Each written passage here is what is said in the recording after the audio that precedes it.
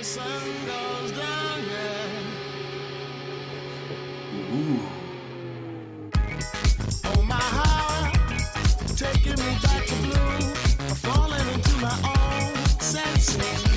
Salut!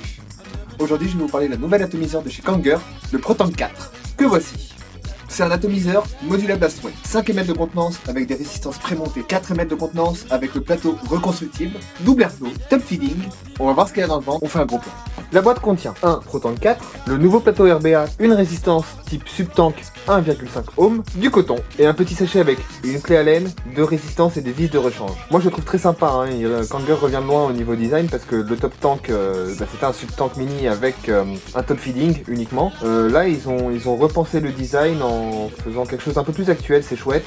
L'airflow du drip tip est un peu souple, hein, mais il a le mérite d'être là. Donc pour le remplissage par contre ils ont fait quelque chose de chouette par rapport aux autres atomiseurs top feeding, c'est qu'on lève évidemment et on va venir tourner une petite bague pour remplir son atomiseur et refermer, cloc, et voilà.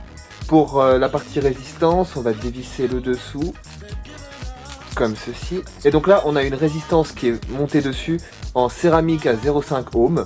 Donc moi personnellement je m'en tamponne un petit peu de résistance en céramique et tout, mais moi ce qui m'intéresse c'est le nouveau plateau reconstructible. Donc c'est un plateau en Velocity un peu nain avec 2 coils en Clapton prémontés dessus, donc on va utiliser cela pour faire les essais. Donc on va mettre du coton à l'intérieur. Donc les arrivées de juice à l'intérieur du plateau reconstructible sont un peu lèges, hein, elles sont un peu petites.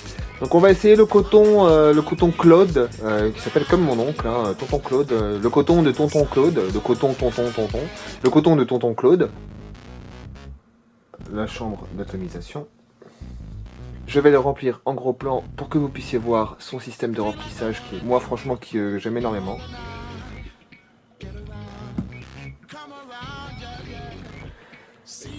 Et voilà.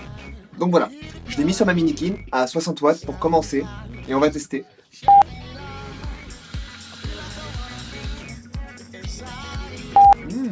Pour ceux qui débutent dans le reconstructible, il est franchement très sympa, il est honnête.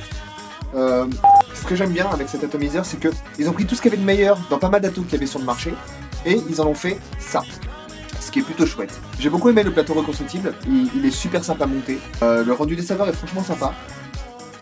Le top feeding est vraiment chouette. Bon, il fait pas des grosses vapes de gros porc, mais bon. Donc il va correctement. Il est clairement pas fait pour faire des clouds. La chambre d'atomisation est petite, les arrivées de juice sont petites, donc je peux dire sans trop m'avancer que le full VG ne passe pas avec le plateau reconstructible. Ça c'est dommage. Donc pour ceux qui veulent un ato pas trop cher, avec un rendu des saveurs plus que correct, franchement foncez. Pour ceux qui sont habitués au reconstructible, bah restez sur ce que vous avez. J'espère que cette petite review vous a plu. A bientôt et vive la vape libre. N'oubliez pas de me rejoindre sur Facebook. Et abonnez-vous.